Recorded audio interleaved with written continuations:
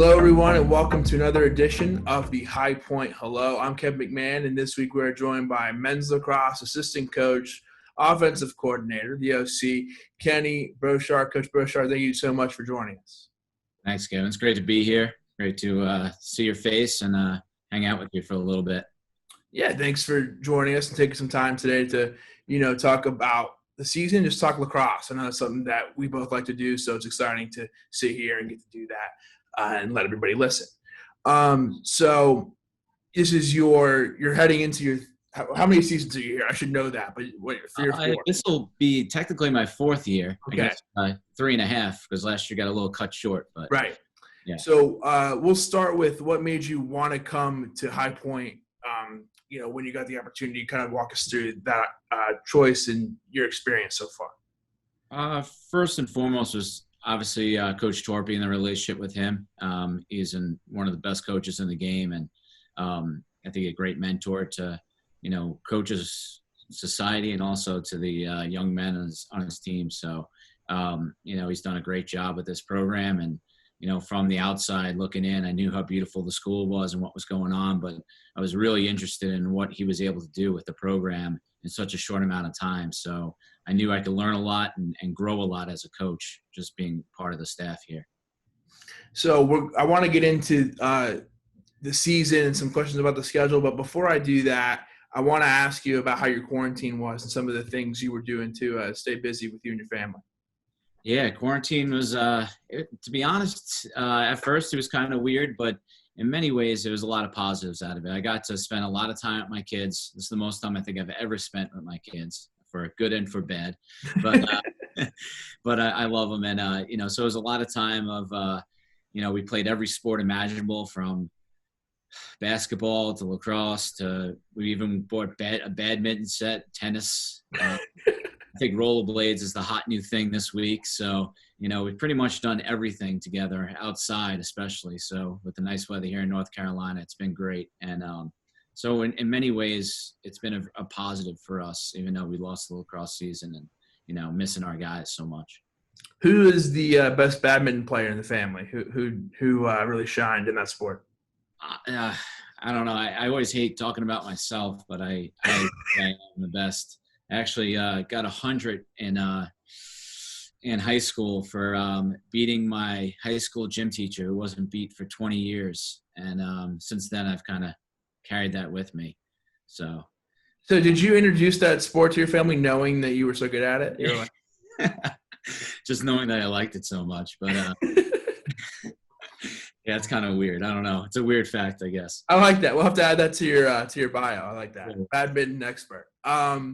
So, Coach, when we look at the schedule, of course, we talked about how you are the offensive coordinator. You look at, even the scrimmage with UNC and then Maryland and Cornell. You look at some of the teams you guys played, Duke, of course. You look at some of the Virginia. You go down the list. These are teams with great offenses. Obviously, you don't have to necessarily plan specifically for stopping their offense, but you have to match that offense with another strong offense. And I thought this High Point offense has a lot of weapons. What were some things that you saw, and what are the challenges when you have to face teams like that in the non-conference?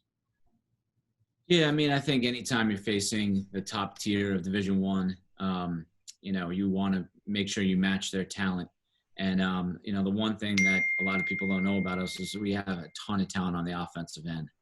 Obviously, Asher's a generational type player, but to go just along with the other guys as well, Dalton Solver is one of the best middies in Division I, and lucky to have him back next year. And, Devin Buckshot kind of came on the scene in the Virginia game and had a big highlight game. But to be honest, top to bottom, we have, 20 offensive players on our team who are very capable D1 players, at any given time can shine. So I'm very fortunate. Coaching offense is the fun part of lacrosse, I think. And considering that I've coached defense and offense now, I love coaching offense. I love being around these guys. So it's great. How would you describe the Kenny Broschart offensive style? Or what's one thing that, you feel like you kind of bring to the table offensively when you're coaching? I don't know if there's anything special in terms of things that we do differently. We play very fast, and we're very fortunate to be, in a culture where in the shot clock era, we're allowed to play a little bit faster and the game's a little more free flowing. I think I let the game come to the guys. I think my job is to put the guys in the best positions that they can, expose their strengths and succeed. And, and to be honest, I guess that term KISS, keep it simple, stupid, is, a big part of it. I think we try not to get too complex. We put a lot of time into skill development, and we just want to get the guys to be the best players, the best versions they can be. So, when it's all said and done, I think it's really the players who make the offensive product so special. Awesome. You mentioned it a little bit in your answer there, and want to talk to you about it now. There are some guys returning that are using the eligibility the NCAA gave them in Davis St. Pierre and Dalton Solver. What kind of impact are those guys going to have? And, how excited were you when you were able to hear that news? Oh, it's great. I mean, first with Davis, I was lucky enough to coach Davis 2 years ago and, be his positional coach. When I first got here, I was coaching the faceoff. And Davis is by far one of the hardest workers I've ever been around in my 20 years of coaching college lacrosse. He's everything he does is really self-made. He's incredible. So we know having him, he's a warrior, and he's going to battle. And whenever he's out there, he's going to help us, And to be honest, it helps our offense. When he comes back, that means our face-off will improve. We'll have the ball more, and we'll be able to play fast because of that reason. And then, like I said, with Dalton, since the day I met him, has been wise beyond his years. He puts in a ton of work. Another guy who works extremely hard, and he last year really flourished. I mean, he was banged up for half the year. But he came back. You watch that UMBC game. I was looking at highlights the other day. I mean, you could argue right there that he's an All-American. You're watching that game. So we're really excited to have him back. Yeah, a guy who was definitely getting hot. So he'll be excited to come back for sure. Yeah, without that. Some more news that happened in the offseason. The Pll Draft, and Chris Price was drafted. He has defense by his name, but he's a guy who played a whole lot of offense as well. Will come down and shoot, and I think they're going to use him as a long stick mid in the PLL. That's how Coach St. Laurent labeled him when they drafted him. But what can you say about Chris being drafted? What that means for the program, joining Timmy, 2 PLL draft picks 2 years in a row, and kind of the way he can play both sides of the ball.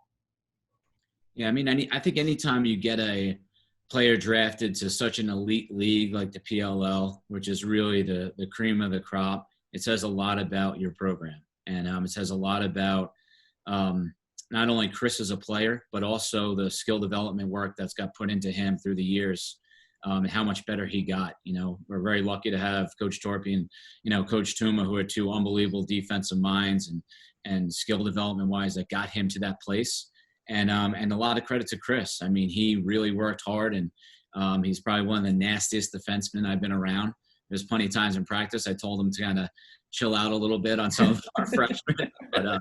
But he set a tone and a toughness to our team that we're going to miss, and then I loved him in transition. We like to give the guys freedom. Sometimes our defense is our best offense. Our guys, especially our deep middies and our long sticks, running down the field and scoring. I mean, it's a real fun part of the game. It's a fire starter, and he will bring that to the PLL every time. And Coach, last question here for you. I want to ask you about a guy you work very closely with, Asher Nolting.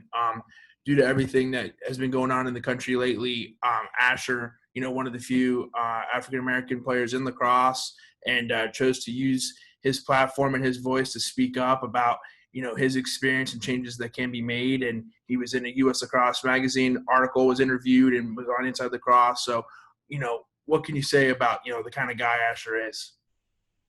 I'll tell you what, I mean, first off, as a player, he's the best player I've ever coached. And there's no denying that. He's exceptional. He's a hard worker. He's extremely talented. But really talking about him as a player, he's extremely humble and a very, very good person, and from a great family. And I think it's awesome that he's able to be a role model for young men and young players, and use this platform in these difficult times, to speak his voice. And we encourage him, 100%, stand by him 100%.